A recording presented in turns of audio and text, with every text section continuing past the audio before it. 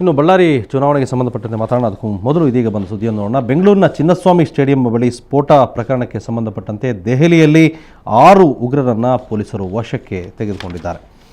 ಬಂಧಿತರೆಲ್ಲ Indian Mujahideen ಉಗ್ರ ಸಂಘಟನೆಗೆ ಸೇರಿದವರಾಗಿದ್ದು ಅವರು ಪಾಕಿಸ್ತಾನಿ ಪ್ರಜೆ ಎಂದು ಪೊಲೀಸ್ ಮೂಲಗಳು ತಿಳಿಸಿವೆ. ಅಲ್ಲದೆ ದೆಹಲಿ, ಪುಣೆ ಸ್ಫೋಟ ಪ್ರಕರಣಗಳಲ್ಲೂ ಇವರ ಕೈವಾಡ ಇರುವ ಶಂಕೆ ಇದ್ದು ಪೊಲೀಸರು ತನಿಖೆ ಮುಂದುವರೆಸಿದ್ದಾರೆ.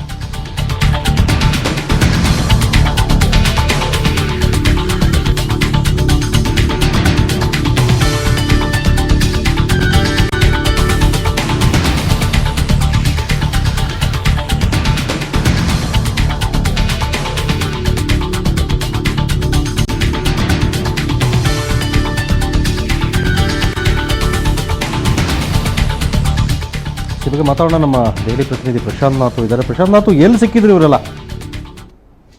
ಹಮೀದ್, ಕಳೆದ ತಿಂಗಳು ಡೆಲ್ಲಿ ಹೈಕೋರ್ಟ್ ಬ್ಲಾಸ್ಟ್ ನಡೆದ ನಂತರ ದೆಹಲಿ ಪೊಲೀಸರ ವಿಶೇಷ ತಂಡವನ್ನ ರಚಿಸಲಾಗಿತ್ತು. ಹೀಗಾಗಿ ಬಿಹಾರದ ಮಧುಬನಿಯಿಂದ ಕೆಲ ಕಾಲ್ಗಳು ಬಂದಿದ್ದರ ಬಗ್ಗೆ ದೆಹಲಿ ಸ್ಪೆಷಲ್ ಸೆಲ್ಗೆ ಕೆಲ ಮಹತ್ವದ ಲೀಡ್ಗಳು ಸಿಕ್ಕಿದ್ವು. ಹೀಗಾಗಿ ಮಧುಬನಿಯಲ್ಲಿ ಸಾಕಷ್ಟು ತಪಾಸಣೆ ನಡೆಸಿದ ನಂತರ ಇಬ್ಬರು ರಫ್ತಾರ್ ಮತ್ತು ತಯ್ಯಬ್ ಅಹ್ಮದ್ ಅಂತಕ್ಕಂಥವ್ರು ಬಿಹಾರದ ಮಧುಬನಿಯಲ್ಲಿ ಬಂಧಿತರಾಗಿದ್ರು. ನಂತರ ದೆಹಲಿಯಿಂದ ಕೂಡ ಇಬ್ಬರನ್ನ ಬಂಧಿಸಲಾಗಿದೆ, ಚೆನ್ನೈಯಿಂದ ಕೂಡ ಇಬ್ಬರನ್ನ ಬಂಧಿಸಲಾಗಿದೆ. ಇಡೀ ಒಂದು ತಂಡದ ಮುಖ್ಯಸ್ಥ ಇಮ್ರಾನ್ ಅಂತಕ್ಕಂಥವನು ಕೂಡ ಬಂಧಿಸಲಾಗಿದೆ. ಇದರಲ್ಲಿ ಒಬ್ಬ ಪಾಕಿಸ್ತಾನಿ ಇದ್ದಾನೆ, ಮೊಹಮ್ಮದ್ ಅಜ್ಮಲ್ ಅಂತಕ್ಕಂಥವನು. ಅವನು ಮಧುಬನಿಯಲ್ಲಿ ಬಂಧಿತನಾಗಿದ್ದಾನೆ. ಎಲ್ಲ ರೀತಿಯಾಗಿರ್ತಕ್ಕಂಥ ಲಾಜಿಸ್ಟಿಕ್ಸ್ ಗಳನ್ನ ಪ್ರೊವೈಡ್ ಮಾಡ್ತಾ ಇರ್ತಕ್ಕಂಥದ್ದು ಆ ಮೊಹಮ್ಮದ್ ಅಜ್ಮಲ್ ಅಂತಕ್ಕಂಥ ವ್ಯಕ್ತಿ ಅಂತಕ್ಕಂಥದ್ದನ್ನ ಹೇಳಲಾಗಿದೆ.